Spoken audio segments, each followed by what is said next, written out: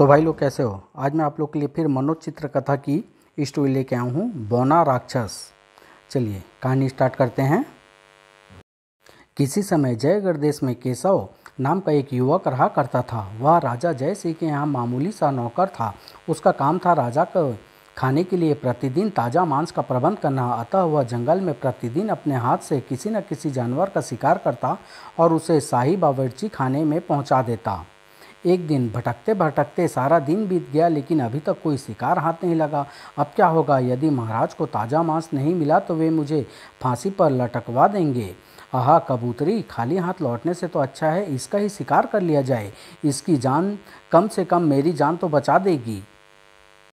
अगले ही पल जैसे ही उसने कबूतरी पर निशाना साधा, ठहरो ठहरो ए युवक, मुझे मत मारो। केशव कबूतरी को मनुष्य की बोली बोलते देख आश्चर्यचकित हो उठा और कबूतरी को मारने का इरादा त्याग पेड़ के नज़दीक आ गया और बोला, आश्चर्य है, तुम मनुष्य की बोली भी बोल सकती हो। कौन हो तुम? मैं कौन हूँ यह मैं तुम्हें अभी नहीं बता सकती। हाँ, यदि तुम मुझे ना मारो और अपने घर में रख लो तो वक्त आने पर मैं तुम्हारे बहुत काम आऊँगी। कबूतरी की बात पर केशव को विश्वास तो नहीं हुआ, लेकिन उसके बार बार कहने और मनुष्य की बोली बोलते देख वह उसे कोई असाधारण पक्षी समझ अपने घर ले आया। केशव पौ फटते ही जंगल में जाता, जंगली मुर्गी व दूसरे अन्य जीवों का शिकार करता और शाही रसोई में दे आता। एक दिन जब वह नित्य की भांति जंगल जाने को तैयार हुआ तो कबूतरी बोल उठी, ठहरो केशव, मैं देख रही हूँ कि तुम बहुत ही गरीबी का जीवन व्यतीत कर रहे हो। हाँ, तुम ठीक ही कह रही हो कबूतरी रानी, परंतु मैं कर भी क्या सकता हूँ? भाग्य में शायद ऐसा ही जीवन जीना लिखा है। यदि तुम मुझे थोड़ा चमड़ा और सुनहरी रेशम का धागा ला कर दो तो मैं कोई ऐसा उपाय करूँगी जिससे तुम्हारी गरीबी दूर हो सके। तुम गरीबी दूर करोगी? विश्वास नहीं होता। खैर, फिर भी मैं तुम्हें चमड़ा और धागा लाकर जरूर दूंगा। और उसी संध्या को घर लौटते समय केशव ने कुछ रुपया उधार लेकर चमड़ा और सुनहरी धागा खरीद लिया। पता नहीं इस चमड़े और सुनहरे धागे का वह क्या करेगी। जब वह अपने घर पहुंचा, क्या मेरी मंगाई हुई चीज़ ले आए केशव? हाँ, यह रहा चमड़ा और सुनहरा रेशमी धागा। अब तुम जानो और तुम्हारा काम। और रात को जब केशव खा पी कर सो गया, अब ठीक है, अब मैं निश्चिंत होकर अपना काम आरंभ कर सकती हूँ। दूसरे ही क्षण कबूतरी एक सुंदर स्त्री के रूप में परिवर्तित हो गई। फिर वह उस चमड़े और सुनहरी रेशमी धागे से जूती का जोड़ा बनाने बैठ गई। वह जोड़ी केशव की किस्मत बदल देगी। अब जल्दी से फिर कबूतरी बन जाऊँ, वह जागने ही वाला होगा। और भोर होने से पहले और वह पुनः कबूतरी बन अपने स्थान पर जा बैठी। सुबह जब केशव की आंख खुली, अरे! और केशव ने लपक कर उस अद्भुत जूती की जोड़ी को उठा लिया। आहा, ऐसी अद्भुत जोड़ी तो मैंने पहले कभी नहीं देखी, लेकिन यह यहाँ आई कहाँ से? तभी केशव, इस जोड़ी को बाजार में ले जाओ और जो व्यापारी सर्वप्रथम इसकी 15 स्वर्ण मुद्राएं दे उसी को बेच देना। फिर देखना तुम्हारे दिन कैसे फिरते हैं। ठीक है कबूतरी रानी, लेकिन क्या तुम बता सकती हो कि यह अनोखी जोड़ी यहाँ आई कहाँ से? इसे मैंने रात भर में तैयार किया है। अब तुम देर न करके इसे बाजार ले जाओ, लेकिन ध्यान रहे केशव, लालच मत करना वरना मुसीबत में फंस जाओगे। मैं तुम्हारी बात का ध्यान रखूंगा। केशव उस जोड़ी को हाथ में लेकर तुरंत बाजार पहुंच गया और वहां आवाज़ लगाता हुआ उचित दाम देने वाले खरीदार की तलाश में घूमने लगा। वाह, कितनी शानदार जोड़ी है उसके पास। और देखते ही देखते वहां भीड़ जमा हो गई। वाह, क्या अद्भुत जोड़ी है, इससे पहले कभी नहीं देखी। क्यों भाई, क्या कीमत लोगे इसकी? आप खरीदार हैं, आप ही उचित दाम बताइए। तब सभी अपनी सामर्थ्य अनुसार उसकी कीमत बताने लगे। मैं 50 स्वर्ण मुद्राएं दूंगा, मैं 100, मैं 200। तभी वहाँ राजा का मंत्री शक्ति सिंह वहाँ से गुजरा। अरे, यह भीड़ कैसी? ए व्यापारियों, यह कैसी भीड़ लगा रखी है तुम लोगों ने? हम इस सुंदर जूती की जोड़ी की कीमत तय नहीं कर पा रहे हैं हुजूर, आप ही कुछ बताइए। मंत्री की दृष्टि भी जब केशव के हाथों में थमी उस जोड़ी पर पड़ी तो वह भी ठगा सा रह गया। वाह, अद्भुत, लेकिन यह केशव जैसे मामूली इंसान के हाथ में कहाँ से लग गई? यदि मैं यह जोड़ी महाराज को भेंट करूं तो वे निश्चित रूप से प्रसन्न हो उठेंगे। दूसरे ही पल वह गर्ज उठा, ए केशव, सच सच बताओ, यह अमूल्य जोड़ी तुम्हारे हाथ कहाँ से लगी? तुम इसे कहीं से चुरा कर तो नहीं लाए? नहीं नहीं हुजूर, मेरे पास एक सुंदर कबूतरी है, उसी ने बनाई है। फिर केशव ने डरते डरते मंत्री को सारी कहानी सुना दी। कबूतरी ने बनाई है? बड़ी विचित्र कहानी है। खैर, इस संबंध में बाद में सोचूंगा, फिलहाल इससे इसका सौदा करूं। ए केशव, मुझे महाराज के लिए यह जोड़ी चाहिए। मैं नहीं जानता कि इसकी सही कीमत क्या है, किंतु जितना धन मेरी जेब में होगा वही कीमत उचित होगी। लेकिन हुजूर, कबूतरी ने तो। लेकिन वेकिन कुछ नहीं, तुम अपनी जोड़ी पकड़ो, मैं धन निकालता हूँ। फिर जूती की जोड़ी को थमा मंत्री ने अपनी जेब से कपड़े की एक छोटी सी थैली निकाली और उसमें रखा धन अपनी हथेली पर उलट दिया। ओह, केवल 15 स्वर्ण मुद्राएं ही निकली। यह लो 15 स्वर्ण मुद्राएं, यही है तुम्हारी जूती की उचित कीमत। ना नुकुर मत करना, इसे संभालो और जोड़ी मेरे हवाले करो। केशव प्रसन्न हो उठा। आप सलामत रहे हुजूर। कबूतरी ने 15 स्वर्ण मुद्राएं में ही इस जोड़ी को बेचने के लिए कहा था। लीजिए, जोड़ी आपकी हुई। मंत्री ने जोड़ी संभाली और अपने घोड़े पर सवार हो वहाँ से चल पड़ा। केशव ने भी घर की राह ली। समझ में नहीं आता कि कबूतरी ने केवल 15 स्वर्ण मुद्राओं में ही उस अद्भुत जोड़ी को बेचने के लिए क्यों कहा, जबकि कीमत तो बहुत ज़्यादा मिल रही थी। उतने धन से तो आज ही मेरी दरिद्रता दूर हो गई होती। उधर मंत्री शक्ति सिंह ने राजमहल पहुंचकर वह अद्भुत जोड़ी राजा जय सिंह को दिखाई। वाह, निसंदेह बहुत सुंदर और अद्भुत जोड़ी है, मुझे पसंद आई मंत्री जी। मैं आपको इसकी मुँह मांगी कीमत देने के लिए तैयार हूँ। मांगिए, क्या कीमत चाहते हैं आप इसकी? अब मैं क्या कहूँ महाराज, आप जो प्रसन्न होकर दे मुझे स्वीकार होगा। वैसे इसे मेरी ओर से तुच्छ भेंट ही समझे। मंत्री शक्ति सिंह के उत्तर से प्रसन्न होकर राजा जय सिंह ने खंजाची को 15,000 स्वर्ण मुद्राएं लाने का आदेश दिया। खंजाची 15 थालियों में स्वर्ण मुद्राएं सजा लाया। यह इनाम आपके लिए है मंत्री जी, लीजिए, संभालिए। महाराज की सदा जय जयकार हो। 15,000 स्वर्ण मुद्राएं लेकर मंत्री शक्ति सिंह खुशी खुशी अपने घर लौटा। यह सब उस तरफ रख दो। वाह, मज़ा आ गया। केवल एक जोड़ी के लिए 15,000 स्वर्ण मुद्राएं। सोचते सोचते शीघ्र ही लालच ने उसकी बुद्धि भ्रष्ट करनी आरंभ कर दी। यदि वास्तव में ही केशव की कबूतरी इतने अद्भुत और अद्वितीय सुंदर जोड़े बना सकती है तो क्यों न उससे उस विचित्र कबूतरी को हथिया लिया जाए। तब मुझे देश का सबसे बड़ा धनवान बनते देर नहीं लगेगी। परंतु कबूतरी को प्राप्त करने के लिए सबसे पहले केशव को रास्ते से हटाना पड़ेगा, वरना यदि मैंने सीधे सीधे केशव से उसे हथियाने की कोशिश की तो बात महाराज तक पहुँच सकती है और फिर लेने के देने पड़ सकते हैं। काफ़ी सोचने विचारने के बाद उसे एक उपाय सूझा और अगले दिन ही उसने अपना एक नौकर भेजकर केशव को बुलवा लिया। आज्ञा करे हुजूर, तुम्हें मालूम ही है कि महाराज को विचित्र विचित्र चीज़ें एकत्रित करने का बहुत शौक है। कल वे तुम्हारी दी हुई जोड़ी पाकर बहुत प्रसन्न हुए और उन्हें विश्वास हो गया है कि गाने वाला कुत्ता उन्हें लाकर केवल तुम ही दे सकते हो। यदि तुम गाने वाला कुत्ता ले आए तो महाराज तुम्हें मुंह मांगा इनाम देंगे, लेकिन यदि उसे लाने में सफल न हुए तो तुम्हारा सिर धड़ से जुदा कर दिया जाएगा। अब तुम जा सकते हो। जी हुजूर। मंत्री से विदा ले केशव उदास हो अपने घर की ओर चल पड़ा। हे ईश्वर, इस कबूतरी ने मुझे किस मुसीबत में फंसा दिया। न वह जूते बना कर देती, न मैं इस मुसीबत में फंसता। उधर केशव के जाने के बाद बेचारा, जिस मुश्किल काम पर मैंने उसे भेजा है उसे पूरा करके आज तक कोई जिंदा नहीं लौटा। किंतु कबूतरी पर कब्जा करने से पहले मैं 1 सप्ताह तक उसके लौटने का इंतजार तो अवश्य करूंगा, ताकि जल्दबाजी में झंझट ना खड़ा हो जाए। इधर जब केशव उदास हो घर पहुंचा। क्या हुआ केशव, तुम उदास क्यों हो? मुझे बताओ, शायद मैं तुम्हारी मुश्किल आसान कर सकूं। उत्तर में केशव ने कबूतरी को सारा किस्सा बताते हुए अंत में खींच भरे स्वर में कहा, अब तुम ही बताओ, मैं गाने वाला कुत्ता कैसे और कहां से लाऊं? यह सारी मुसीबत तुम्हारे कारण ही उत्पन्न हुई है। चिंता मत करो केशव, और खा पीकर आराम से सो जाओ। सुबह तक कोई ना कोई राह मैं निकाल लूँगी। और कबूतरी की बात मानकर जब केशव खा पीकर गहरी नींद सो गया तो कबूतरी फिर सुंदर युवती के रूप में परिवर्तित हो गई। कितना भोला है बेचारा, और मंत्री मुझे हथियाने के लिए इसे अपने मार्ग से हटाना चाहता है, लेकिन मेरे रहते वह अपने उद्देश्य में कभी सफल नहीं हो पाएगा। इसके बाद परी ने जैसे ही अपनी जादू की सुनहरी छड़ी घुमाई, तुरंत वहाँ लोटे की 3 टोपियाँ, 1 संडासी व 3 छड़ियाँ प्रकट हो गई। सुबह जब केशव जागा तो वह फिर कबूतरी बन चुकी थी। कबूतरी रानी, क्या तुमने कोई उपाय सोचा?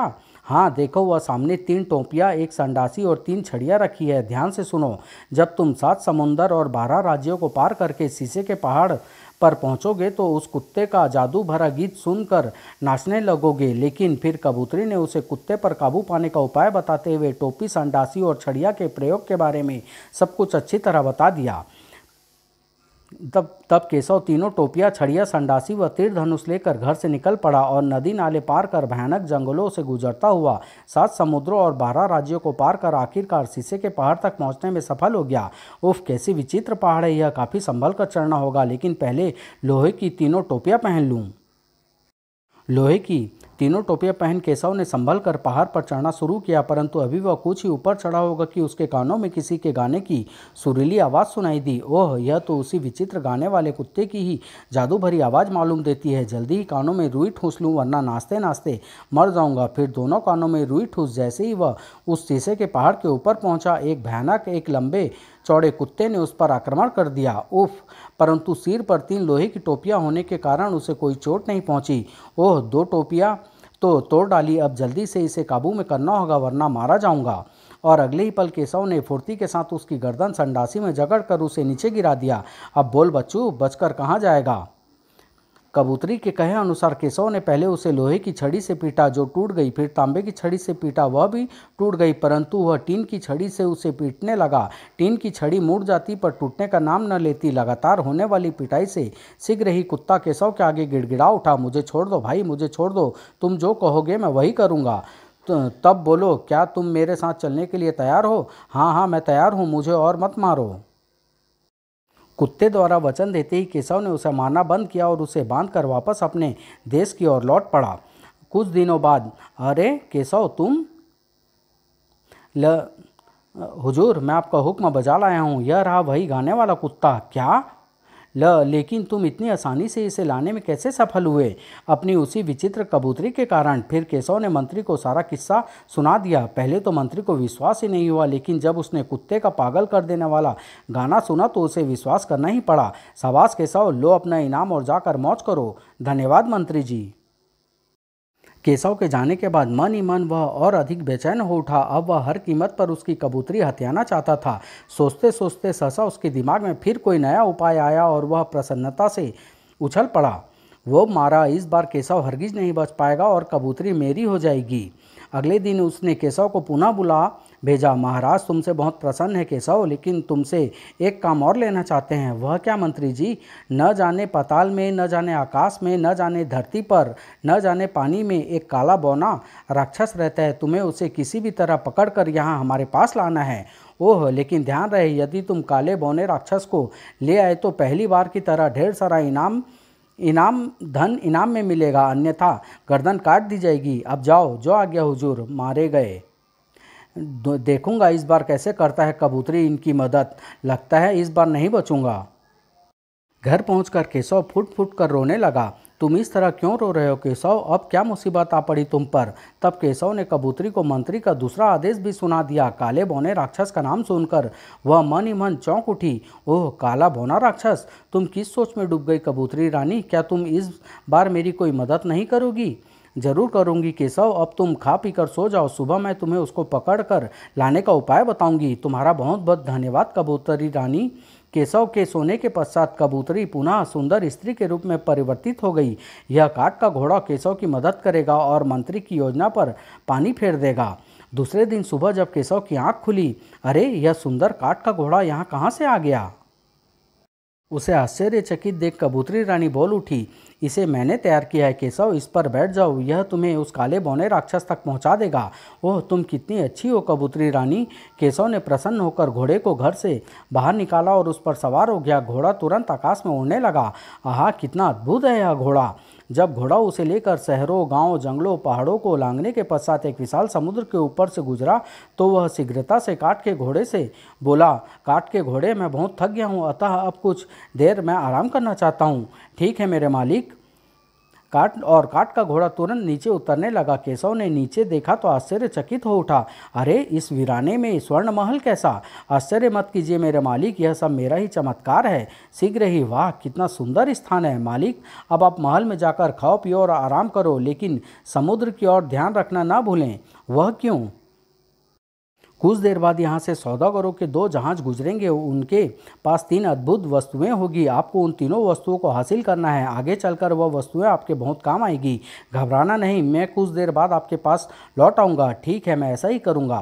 फिर केशव घोड़े के साथ महल में प्रविष्ट हुआ। वहाँ नौकर, चाकर, दास, दासियाँ सभी मौजूद थे। केशव के कहने पर उन्होंने तुरंत स्वादिष्ट स्वादिष्ट भोजन से सजी थालियाँ उसके सामने परोस दी और केशव डट कर भोजन करने लगा। मालिक, एक बात तो मैं आपको बताना ही भूल गया। उन सौदागरों के सामने आप किसी भी वस्तु के लिए मुझे ही आदेश देना। बहुत अच्छा। खाने पीने से निवृत्त हो केशव समुद्र पर निगाह रखने के लिए महल की छत पर पहुंचा। कुछ देर बाद ही जरूर वे सौदागरों के ही जहाज होंगे, मुझे किनारे पर पहुंचकर उनका स्वागत करना चाहिए। उधर जहाज में सफ़र कर रहे सौदागरों की दृष्टि जब उस द्वीप और उसमें बने स्वर्ण महल पर पड़ी तो अरे वह देखो, ओह स्वर्ण महल, आश्चर्य है, हम पहले भी कई बार इधर से होकर गुजरे हैं, लेकिन तब तो हमें यह द्वीप और महल नहीं दिखाई दिया था। हमें वहां चलकर यह रहस्य जानना चाहिए। तुरंत ही जहाज़ों को रोक दिया गया और कुछ सौदागर एक किश्ती में बैठकर जैसे ही किनारे पर पहुंचे, केशव आगे बढ़कर बोला, स्वागत है मेरे प्यारे मेहमानों। भाई तुम कौन हो और यह सब दिमाग को चकरा देने वाला अजूबा यहाँ किसने बनाया है? मैं यहाँ का स्वामी केशव राज हूँ और यह सब कुछ मेरे सेवक काठ के घोड़े ने बनाया है। काठ के घोड़े ने? हाँ, उससे आप लोगों का परिचय मैं बाद में कराऊंगा। पहले आप लोग मेरी ओर से भोजन का निमंत्रण स्वीकार करें। हाँ हाँ अवश्य, हमें आपके साथ भोजन कर अति प्रसन्नता होगी। तो फिर आइए। महल में पहुंचने पर वाह कितना अद्भुत है, पहले कभी ऐसा महल नहीं देखा, राजाओं के महल से भी आलीशान एवं सुंदर। आइए भोजन कक्ष में चलें। केशव उन्हें लेकर महल के एक अत्यंत ही सजे सजाए कक्ष में पहुंचा, जहां एक तरफ काठ का घोड़ा भी खड़ा था। ए भाई काठ के घोड़े, मेहमानों के लिए बढ़िया स्वादिष्ट से स्वादिष्ट भोजन लाओ, अभी लीजिए मालिक। दूसरे ही क्षण घोड़े ने अपना मुंह खोला और उसमें से भोजन की सजी सजाई थालियां निकलकर मेज पर सजने लगी। भाई वाह क्या कहने, अद्भुत, ऐसा अजूबा भी जीवन में पहले कभी नहीं देखा। भोजन करने के पश्चात, मित्र हमें तुम्हारा काठ का घोड़ा बहुत पसंद आया, यदि तुम चाहो तो हम तुमसे इसका सौदा कर सकते हैं। सौदा? कैसा सौदा? मित्र तुम्हारे काठ के घोड़े के समान हमारे पास भी कुछ अद्भुत वस्तुएं हैं, यदि तुम चाहो तो उनमें से अपने काठ के घोड़े के बदले कोई एक वस्तु ले सकते हो। यदि ऐसी बातें तो दिखाइए अपने अजूबों को, यदि पसंद आया तो ज़रूर सौदा करूंगा। एक व्यापारी ने तुरंत अपने सामान में से एक छड़ी निकाली।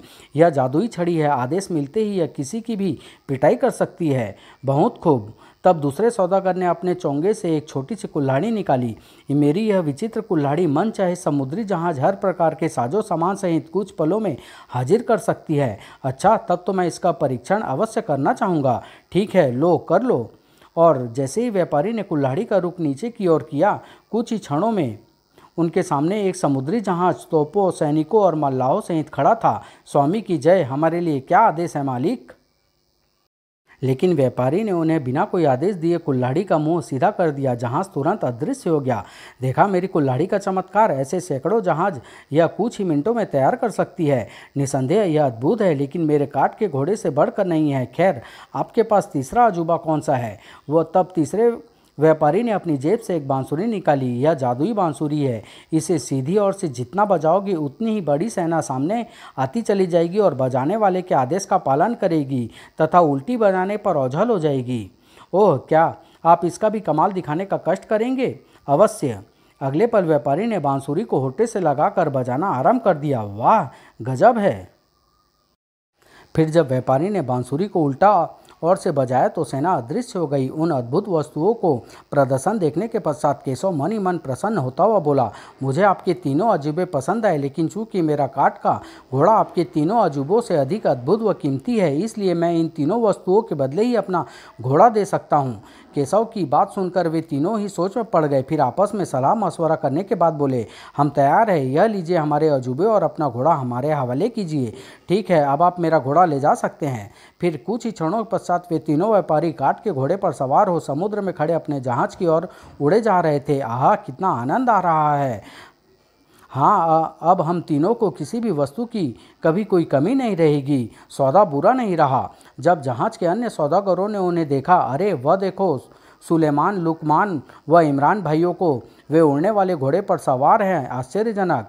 नीचे उतरने के बाद उन तीनों सौदागरों ने अपने साथियों को सारा किस्सा सुनाया। सब कुछ सुनकर वे सभी उनकी समझदारी और चमत्कारी घोड़े की प्रशंसा करने लगे। वाह, क्या हाथ मारा है! वह जरूर कोई मूर्ख होगा जिसने अपना इतना कीमती अजूबा इतनी आसानी से दे दिया। मुबारक हो।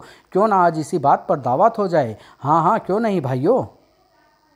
सभी जहाज के भोजन कक्ष में पहुंचे। आदेश मिलते ही घोड़े ने मुंह खोला और वाह, आ गई मेरी मनपसंद शराब। आहा, क्या लज्जतदार भोजन है, क्या बात है, यह मेरे हिस्से की है। फिर सभी स्वादिष्ट भोजन और शराब का आनंद लेने लगे। लेकिन भोजन और शराब में न जाने ऐसी क्या बात थी कि शीघ्र ही वे सभी बेसुध होकर इधर उधर लुढ़क गए। मौका अच्छा है, अब मुझे चुपचाप यहाँ से खिसक लेना चाहिए। और वह वहाँ से उड़ चला। केशव के पास पहुंचकर घोड़े ने उसे सारा किस्सा कह सुनाया। वाह, तुमने तो कमाल कर दिया। अब तुम जल्दी से मेरी पीठ पर सवार हो जाओ स्वामी, उनके होश में आने से पहले ही हमें यहाँ से दूर निकल जाना है। ठीक है, शीघ्र ही। हे प्रभु, मैंने उन व्यापारी भाइयों के साथ धोखा किया है, उसके लिए मुझे क्षमा करना। उधर दूर पहाड़ पर बने एक किले के भीतर महल में, ओह, यह तो किले की ओर आ रहा है। वह कुरूप और कोई नहीं, काला बौना राक्षस ही था।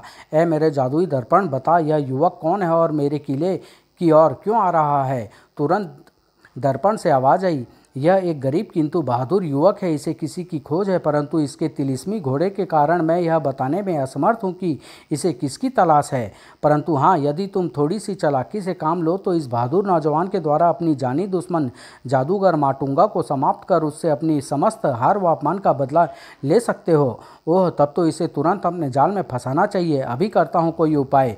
और बौना राक्षस तुरंत उस कमरे से बाहर निकल गया। इधर काठ का घोड़ा केशव को लिए उड़ता जा रहा था कि तभी अचानक, अरे अग्निचक्र, बताओ काठ के घोड़े, यह क्या बला है। परंतु इससे पहले कि घोड़ा केशव को उस खतरे के विषय में बता पाता, उस चक्र ने उन्हें अपने घेरे में ले लिया। आहा स्वामी, मेरी सारी शक्ति खत्म होती जा रही है, अब मैं बोलो बोलो, तुम चुप क्यों हो गए। लेकिन काठ का घोड़ा फिर नहीं बोला। उफ, यह मैं किस चक्कर में फंस गया। तभी चक्र से किसी स्त्री की आवाज़ आई, घबराओ नहीं नौजवान, यदि तुमने मेरा कहा माना तो तुम्हें कोई नुकसान नहीं पहुंचेगा। ओह, तुम कौन हो और मुझसे क्या चाहती हो। अपने प्रश्नों का उत्तर पाने के लिए तुम्हें मेरे साथ कहीं चलना होगा। और चक्र उसे अपने घेरे में लिए तेजी से एक दिशा में बढ़ चला। कुछ देर बाद, ओह, नीचे उतर रहा है शायद उस पर्वत पर, लेकिन वह गुंबद जैसी चीज़ क्या हो सकती है।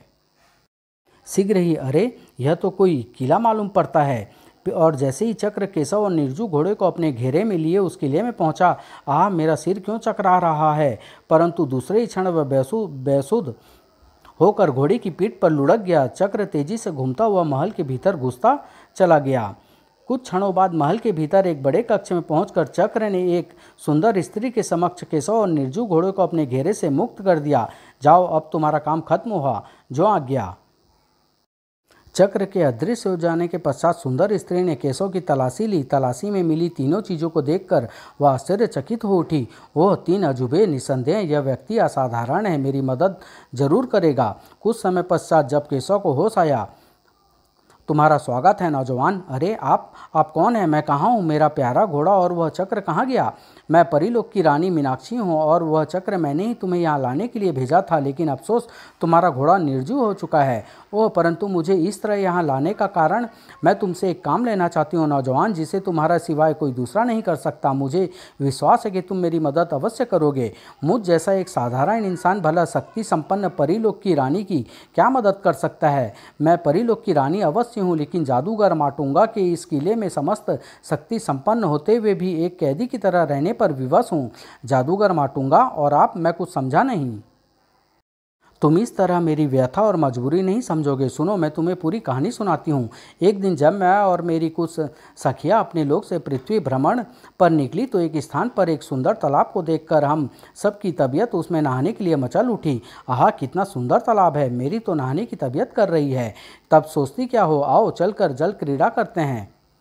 और हम सब अपने पंख किनारे पर रख तालाब में जल क्रीड़ा करने लगी। वह तालाब उसी दुष्ट जादूगर माटुंगा का था। आहा, सुंदर परियां मेरे तालाब में, मैं इन्हें अपनी रानियां बनाऊंगा। और अरे मनुष्य जल्दी निकल कर उड़ चलो, जल्दी भागो। उसे देख कर हम सब किनारे पर रखे अपने पंखों की ओर दौड़ी। मेरी सखिया तो अपने अपने पंख लगाकर उड़ गई, लेकिन मेरे पंख उस दुष्ट जादूगर के हाथों लग गए। हाय मेरे पंख, अब तुम कैसे उड़ोगी। कृपया मेरे पंख मुझे लौटा दो, बदले में तुम जो कुछ भी मांगोगे मैं देने के लिए तैयार हूँ। धन दौलत या जो कोई भी इच्छित वस्तु मांगोगे। मैंने उसके बहुत हाथ पैर जोड़े, हर प्रकार का लालच दिया, लेकिन वह दुष्ट नहीं माना। मेरे पास सब कुछ है प्रिय, केवल एक सुंदर पत्नी ही नहीं थी, वह आज तुम्हारे रूप में मुझे मिल गई। चलो मेरे साथ, मैं तुम्हें अपनी रानी बनाऊंगा। नहीं नहीं, मुझे छोड़ दो। फिर वह ज़बरदस्ती मुझे अपने इस किले में ले आया। चूँकि पंख छीन जाने के कारण मेरी शक्ति आधी रह गई थी, इसलिए मैं उसका कुछ नहीं बिगाड़ सकी। जीत छोड़ो सुंदरी और मुझसे विवाह कर लो। विश्वास करो, मैं तुम्हें पूरी पृथ्वी की रानी बनाकर रखूँगा। नहीं नहीं, मैं हरगिज़ तुमसे विवाह नहीं करूँगी, चाहे मुझे अपने प्राणों से ही क्यों ना हाथ धोना पड़े। मेरे बार बार इनकार करने से एक दिन वह क्रोध से भड़क उठा। नहीं मानती तो इसे किले में सड़ती रहो। ध्यान रखना, यदि किले में जरा भी बाहर निकलने की कोशिश की तो जलकर भस्म हो जाओगी, जबकि बिना पंखों के तुम अपने देश भी नहीं लौट सकती। एक बार फिर सोच लेना, मैं अमावस की रात फिर आऊँगा। और मुझे वहाँ छोड़ वह मेरे पंख लेकर चला गया।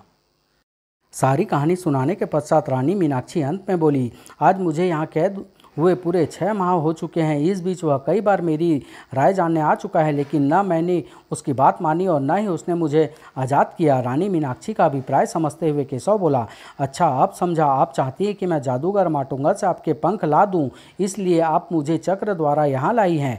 तुम बिल्कुल ठीक समझे नौजवान, इस उपकार के बदले तुम जो मांगोगे मैं तुम्हें दूंगी।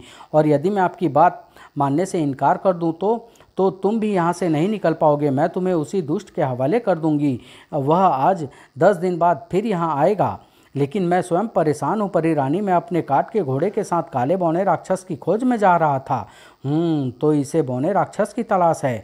कुछ देर चुप रहने के पश्चात वह बोली, सुनो, तुम्हारा घोड़ा तो अब तुम्हारे लिए बेकार हो चुका है। हाँ, यदि तुम मेरी सहायता करोगे तो बौने राक्षस तक पहुँचने में मैं तुम्हारी मदद करूँगी। मरता क्या न करता, केशव को परी रानी की बात मानने पर विवश होना पड़ा। ठीक है, मैं तैयार हूँ परी रानी, लेकिन जादूगर माटुंगा मुझे मिलेगा कहाँ और मैं यहाँ से कैसे निकलूँगा? यहाँ से निकलने में मैं तुम्हें कोई रुकावट नहीं आएगी, क्योंकि माटुंगा का बंधन यहाँ केवल मेरे लिए ही है। अब उसका पता ध्यान से सुनो। यहाँ से 7 कोस दूर दक्षिण में एक भयानक जंगल आएगा। उसके बाद फिर परी रानी ने केशव को जादूगर माटुंगा का ठिकाना बता दिया। एक पोटली में सफ़र के लिए थोड़ा सा भोजन बांध केशव जैसे ही जाने के लिए तैयार हुआ, सहसा उसे अपने तीनों अजूबों का ध्यान आ गया। परी रानी, मेरे वह तीनों अजूबे कहाँ हैं? मेरे पास सुरक्षित है। जब तुम मेरे पंख ला कर मुझे दोगे तब तुम्हारी चीज़ें भी तुम्हें मिल जाएगी। मन मारकर केशव महल से बाहर निकल किले के विशाल द्वार की ओर बढ़ा। यह परी रानी तो बहुत ज़्यादा सियानी निकली, खामोखा मुझे अपने चक्कर में फंसा लिया। शीघ्र ही किले से बाहर तो सकुशल निकल आया, लेकिन यदि यहाँ से जरा सा भी पैर फिसला तो हड्डी पसली का भी पता नहीं चलेगा। इधर केशव के किले से बाहर निकलते ही परी रानी भयानक ढंग से खिलखिलाकर हंस उठी। उसके हंसने के साथ ही उसका कद छोटा होने लगा और रूप भी बदलने लगा। कुछ ही क्षणों बाद परी के स्थान पर काला बौना राक्षस खड़ा था। आखिर मूर्ख बन ही गया, खूब काम आया परी रानी मीनाक्षी का यह रूप और कहानी। अपनी बला मैंने माटुंगा पर टाल दी। अब या तो वह मार्ग में आने वाले खतरों से अथवा जादूगर माटुंगा के हाथों मारा जाएगा, या फिर मेरा प्रमुख दुश्मन जादूगर माटुंगा उसके हाथों। दोनों ही अवस्था में मुझे लाभ होगा। बड़ा आया था मुझे पकड़ने, परंतु कुछ ध्यान आते ही सहसा उसकी हंसी थम गई। वह मेरी खोज में क्यों है? कहीं असली परी रानी से तो उसकी मुलाकात नहीं हो गई? नहीं, शायद ऐसी कोई बात नहीं होगी, वरना मेरी सुनाई कहानी को सुनकर उसे तुरंत मुझ पर शक हो जाता। लेकिन उस कमबख्त परी रानी की अब खोज लेनी ही होगी। कहीं ऐसा न हो कि अपने पंखों के लिए वह मेरी मौत की योजना बना रही हो, जबकि उसके यहाँ से भागने के कुछ दिनों बाद ही जादूगर माटुंगा उसके पंख मुझसे छीन कर ले गया था। क्या केशव बौने राक्षस की असलियत जान सका? क्या केशव जादूगर माटुंगा को मारकर बौने राक्षस के बताए पंख लाने में सफल हो सका? कबूतरी आखिर कौन थी और वह केशव की मदद क्यों कर रही थी? क्या महामंत्री अपनी चाल में कामयाब हो सका? यह सब जानने के लिए नेक्स्ट भाग का इंतजार कीजिए। जादू का किला में। समाप्त।